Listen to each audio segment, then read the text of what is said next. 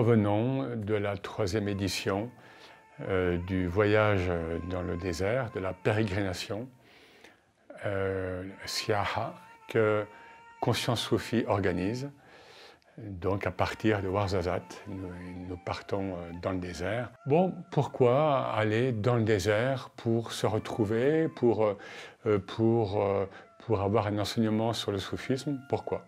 D'abord une chose, c'est que le soufisme n'est pas une philosophie, c'est quelque chose qui s'incarne, qui se vit au quotidien. Et quand nous sommes, je dirais entre guillemets, livrés à nous-mêmes dans le désert, voilà, avec moins de confort, hein, ou moins de pseudo-confort auquel nous sommes habitués dans nos villes, qu'elles soient en Europe, au Maroc ou ailleurs, eh bien, nous vivons cette épreuve. Hein, le grand Junayd de Bagdad, qui est mort en 911, et parlait donc des vertus de l'épreuve, et puis d'autres maîtres aussi en ont parlé. Alors, épreuve relative, hein, même au niveau physique, puisque nous faisons des marches par séquence, et tout ça est très équilibré.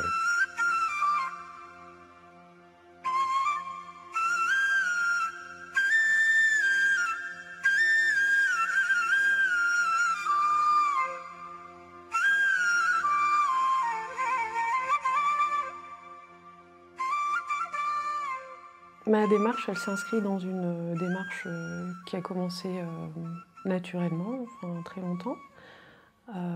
Et donc c'était une suite, ce voyage-là, cette retraite, c'était une suite logique dans mon cheminement intérieur. J'avais besoin d'un moment de pause, sortir du monde matériel, sortir de la vitesse.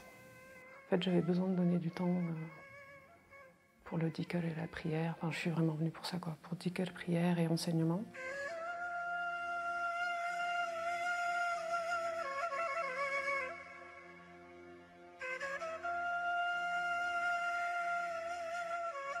Le grand Jalaluddin Rumi disait que la réalisation spirituelle on doit la sentir jusqu'au bout des orteils. Voilà. Donc en islam, on le sait, il n'y a pas de scission, il n'y a pas de séparation entre l'esprit et la matière. Et bien voilà, nous essayons durant quelques jours dans le désert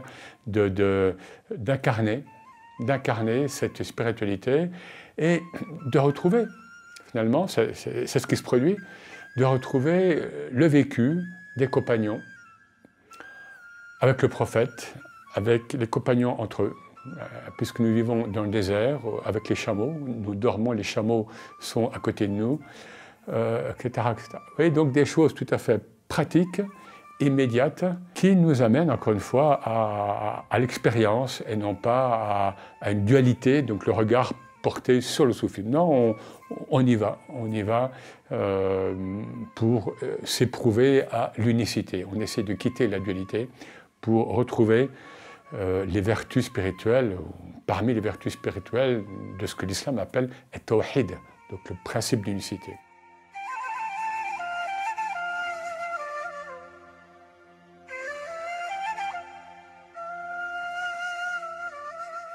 Voilà, j'ai pris plein de notes pendant ces heures d'enseignement dans le désert. Et bien sûr, on a l'impression qu'on a tout saisi quand on écrit des choses. Et ce n'est pas ça le plus important. Le plus important, c'était la passion de l'enseignant, son ouverture d'esprit, sa simplicité. C'est tout ça qu'il nous a transmis tout en enseignant l'islam et le soufisme.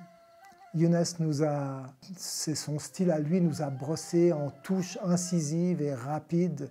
Il nous a ouvert les pages du Coran, il nous a livré ses observations, il nous a fait vivre les versets du Coran et les préceptes des grands maîtres soufis. Et par-dessus tout, il nous a fait vivre dans l'esprit du prophète. Il nous a mis à l'écoute, en somme, de l'enseignement du prophète. Et donc son enseignement, d'une certaine manière, c'est l'enseignement du prophète. Et je n'ai pas compris ça tout de suite, parce que c'était la première fois que j'entendais cet enseignement. Et cela, quand je l'ai compris, ça m'a vraiment saisi. Ibn Arabi nous dit que ce qu'il y a de supérieur chez l'homme, chez l'humain, c'est sa minéralité. C'est un peu paradoxal, le minéral, bon, soit il est haut avec les montagnes, mais sinon c'est aussi la terre que nous foulons. Donc dans le désert, nous retrouvons cette humilité foncière, et l'humilité, ça vient de l'humus, et l'humus c'est la terre.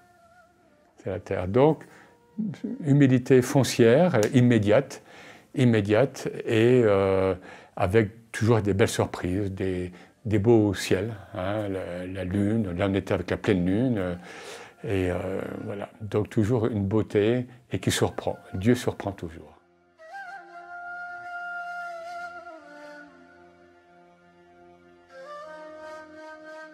On était dans le désert, on était chouchoutés. Du coup, aussi bien la gentillesse des personnes, enfin, les plats qu'on nous a servis. On avait la chance de faire la prière avec un imam, avec une voix sublime. Le matin, on se levait, le fajr. La nuit, la prière tous ensemble avec l'imam. On termine. Le dhikr. On nous servait le petit thé chaud. On était tous là avec notre petite couverture. C'était magnifique. C'était vraiment magnifique. Alors moi, j'ai été bluffée par l'organisation du voyage, par la maîtrise du timing, le choix des parcours de marche, la logistique, le transport des bagages, les chameliers qui partaient avant nous, qui arrivaient à temps, qui installaient le bivouac, et nous n'avons manqué de rien. Ensuite, je voulais parler de Jean-Pierre. Jean-Pierre qui est un fin connaisseur du désert, et je dirais même que c'est un homme du désert, parce qu'il était parfaitement dans son élément. Et c'est une personnalité qui est très attachante et très généreuse. Et moi, j'ai beaucoup apprécié les conversations que j'ai eues avec Jean-Pierre. Alors, il y a eu les prières à l'aube dans le désert. Ça, c'était une expérience très émouvante. Et puis la présence de Brahim, notre imam, qui accomplissait sa mission avec beaucoup d'humilité et beaucoup d'amour. Brahim, je voudrais le remercier pour non seulement pour avoir dirigé les prières, mais aussi d'avoir fait partie du groupe. Il a complètement intégré le groupe et on avait l'impression qu'il était vraiment parti avec nous et il est revenu avec nous et c'était une très belle rencontre aussi.